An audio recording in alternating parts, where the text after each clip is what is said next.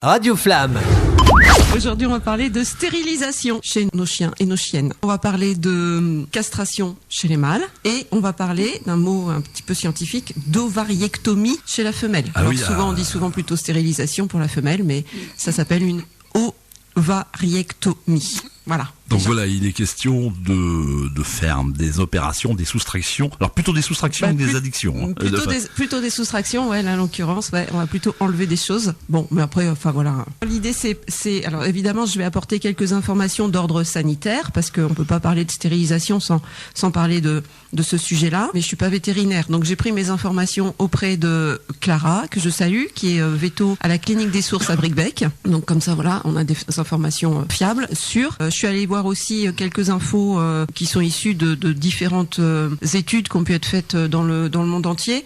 Mais c'est vrai qu'il est quand même assez difficile d'avoir un consensus d'un point de vue sanitaire sur ce sujet-là. Donc selon les études, on a plus de bénéfices que d'inconvénients. Selon d'autres, c'est l'inverse. Donc c'est un petit peu difficile de s'y retrouver. Donc moi, je vais essayer déjà de donner des informations d'ordre très général. Et après, j'invite les auditeurs, s'ils veulent en savoir plus ou aller plus loin, à prendre l'avis auprès de leur vétérinaire. La bourse ou la vie, en l'occurrence. La bourse ou la vie, exactement. C'est très très bien vu.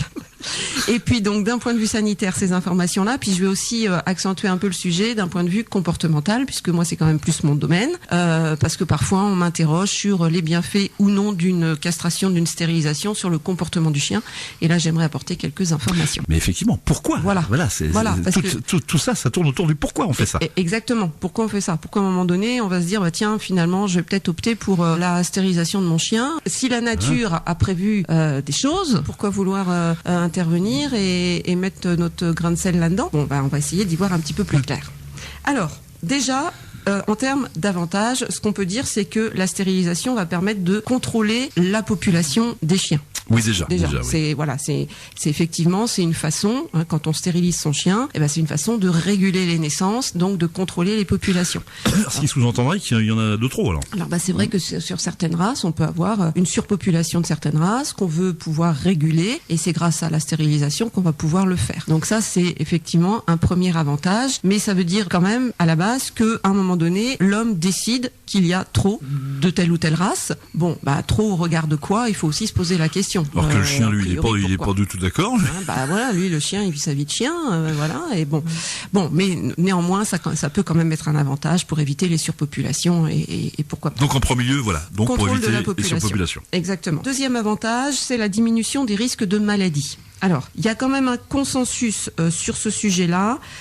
Chez la femelle, notamment, le fait de stériliser sa chienne va prévenir les infections utérines. Donc ça, c'est quand même a priori acquis. On sait qu'il y aura moins d'infections chez la femelle si elle est stérilisée. Il y aura également moins de cancer de l'utérus, et des glandes mammaires. Donc ça, c'est pareil, il y a un consensus là-dessus et ça a des effets bénéfiques. Donc chez la femelle, on est là-dessus. Chez les mâles, un peu moins de problèmes de prostate, un peu moins de cancer des testicules, et puis ça peut aussi limiter les risques de blessures au moment des combats entre mâles qui recherchent une femelle, forcément. Là-dessus, on a un petit consensus, on peut le dire. Et on sait que on va avoir ces avantages-là chez la femelle et chez le mâle. Non mais là, sérieusement, donc, la femelle aurait tendance à blesser le mâle Ah non, entre deux mâles. Entre deux mâles, oui. Deux mâles entre eux qui vont combattre pour une femelle. Effectivement, ils peuvent se faire mal, ils peuvent se blesser, voilà.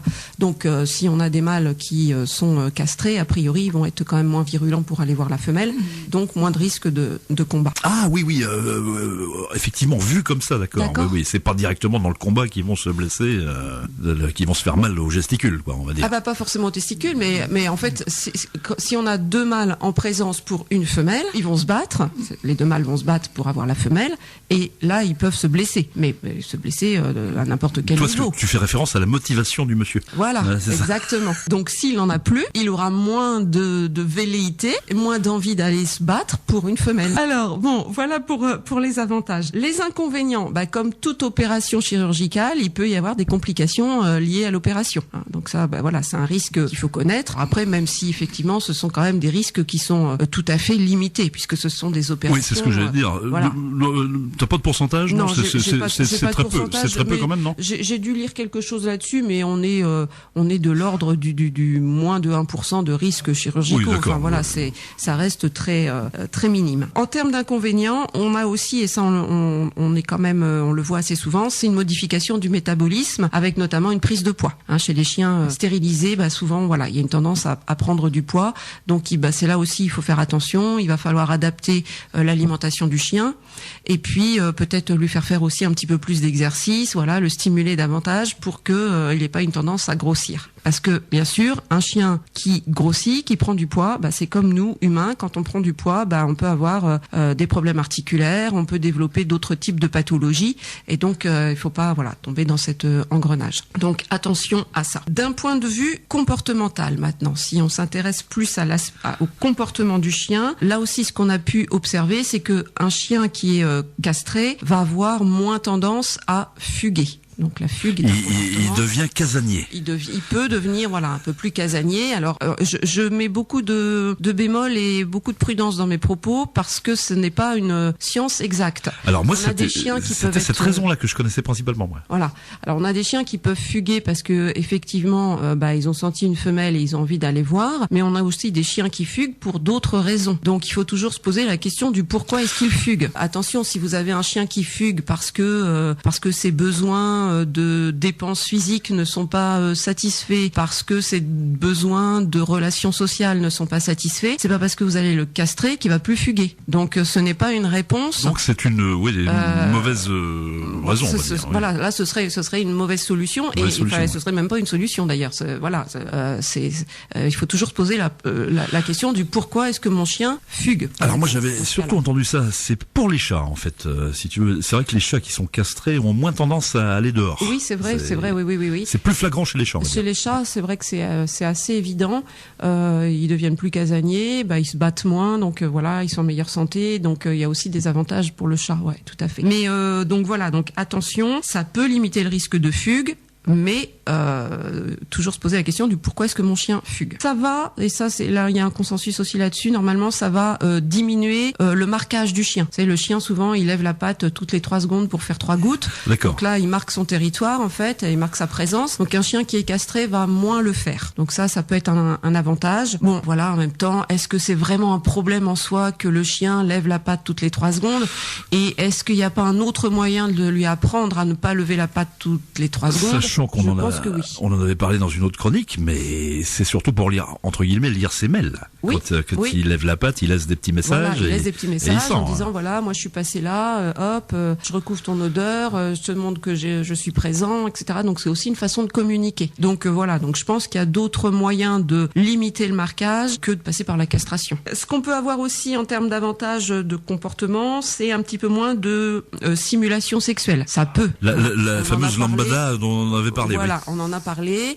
Mais encore une fois, faut-il en passer par là qu'il y ait moins de simulation sexuelle? Il y a d'autres moyens d'intervenir. C'est pas forcément un bon moyen. En termes d'inconvénients d'un point de vue comportemental, quand on castre un chien, quand on stérilise une chienne, on peut avoir un chien qui va être moins sociable. Faut le savoir. On a parfois tendance à penser que ça va les calmer, que ça va les apaiser, que c'est effectivement le premier truc auquel on pense. Ouais. Et en fait, certaines études montrent que en fait, il y a moins de sociabilité des chiens, un peu plus d'agressivité. Donc c'est vraiment pas une science exacte. C'est-à-dire qu'il faut vraiment pas se dire moi j'ai un chien qui est pas sociable, qui est pas sympa avec les congénères, donc je vais le faire castrer parce que ça va le calmer. Non, c'est pas du tout une science exacte. Une question bête, est-ce que le chien justement, il peut en vouloir à son maître d'avoir fait ça?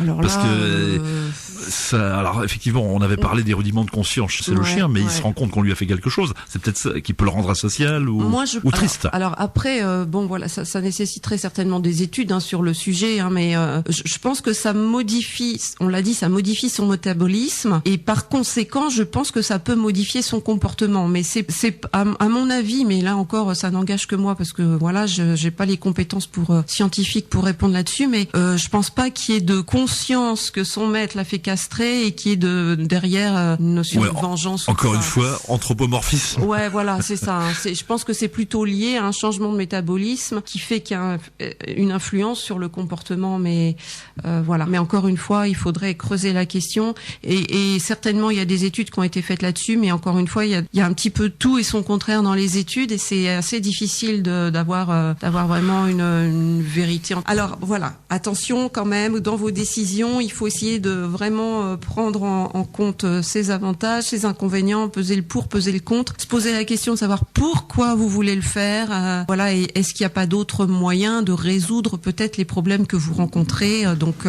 attention. Sur le critère de la longévité, donc il y a un impact, selon différentes études, il est conseillé, donc pour les chiennes, de ne pas les stériliser ou bien de les stériliser tardivement. Ça va avoir un impact sur la durée de vie de la chienne, d'accord ?